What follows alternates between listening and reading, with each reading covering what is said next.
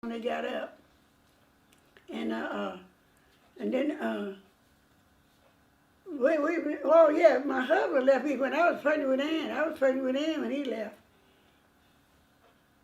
Ann was, yeah. He didn't see Ann. Ann was 5 months old before he saw her. And then from then on, from then on, everything I was, I had to be the head of everything. I had to do everything. Then I had to go get on welfare. I had to go, get on welfare, raise the kids up on the welfare. And they never did go hungry. I see to that because I always kept a grocery bill. I didn't have money because, the little money I was getting, I had to have a grocery bill. And then when I get my check, I would go pay the grocery bill off. And then I always pay my bills up, though. That's one thing. I paid my bills. Even the furniture stuff. When I go get furniture, I always pay my bill where I can always go get stuff. Whenever I want to get something, I can get it. And then, then after that, after people get ready to graduate, then he come back. My husband come back. He didn't come back to stay, but he come back there. And after he found out he couldn't come back there, I said, shit, I don't need you, nigga. I done raised these kids. I don't need you now. And see, he was still running the streets, though.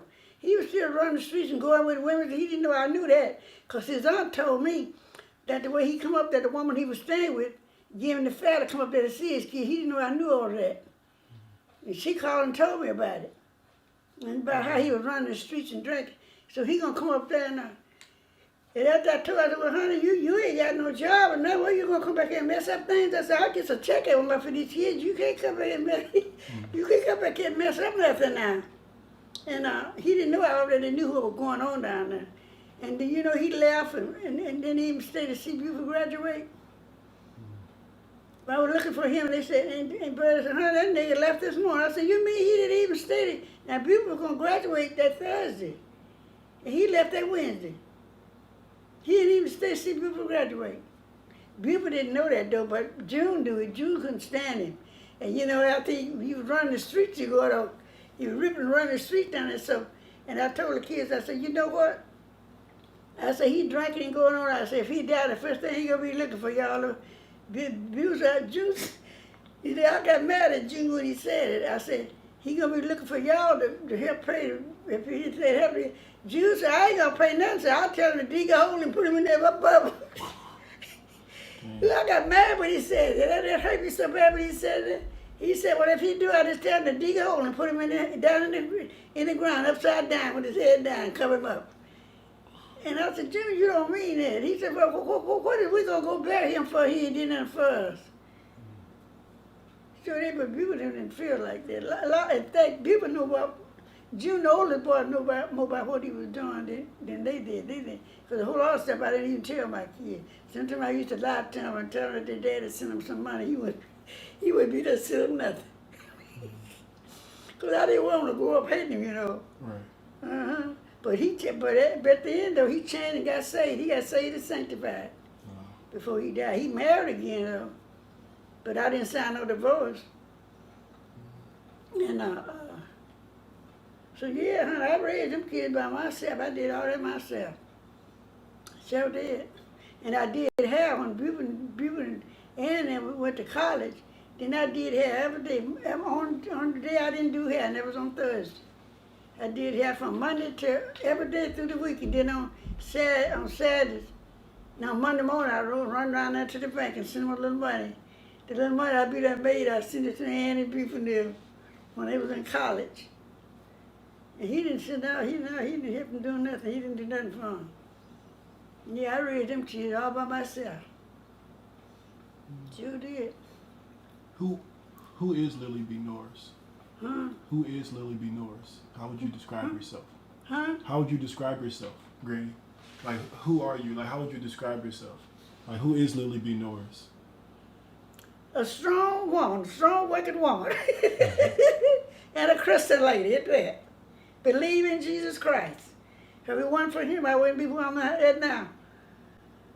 That's who I depended on, him. I didn't care what I did, he always was the head of my life. And I said, Lord, even when the kid was coming up, I was saying, no, none of them ever did get pregnant while they was with me. But when they leave, I wasn't tied on that. I didn't keep them from going. But when they left that door, I said, Lord, they're in your hand. And I just believed that God would take care of them. And that was my prayer. I didn't raise them by myself. If it weren't for God, I couldn't have raised them. So whenever they walk out the door, I ask the Lord to be with them. To be with them, see them safely there and back. And even when they was in their classes and they be hard, I pray for their subjects. Sometimes they be hard on their subject. And I would pray for the Lord to give them the knowledge and the wisdom enough to learn. And yeah, I did all that because I was the mama and the father. As Betty said, Betty used to, she still do it. On Mother's Day, she sends me a Mother's Day, she sends me a Father's Day card. On Father's Day, I get a Father's Day card from Betty.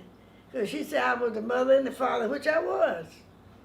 And every year I said, a lot of them talk about, you can't raise the children by the daddy. That's a lie. It's the way you carry yourself in front of them. And they never know the whole time. They never know the man to come and spend the night with me. They never know that. They never ever see that. Even with Reggie's daddy, and when Reggie started coming, he started coming at 12 o'clock or later, that man would stay there at the house at 9 o'clock, 9:30. It's time for you to go, buddy. Your kid getting ready to go to bed. He had to go. So he said, that stuff about you can't raise. You can raise the kids. You ain't got to have no help to raise a kid.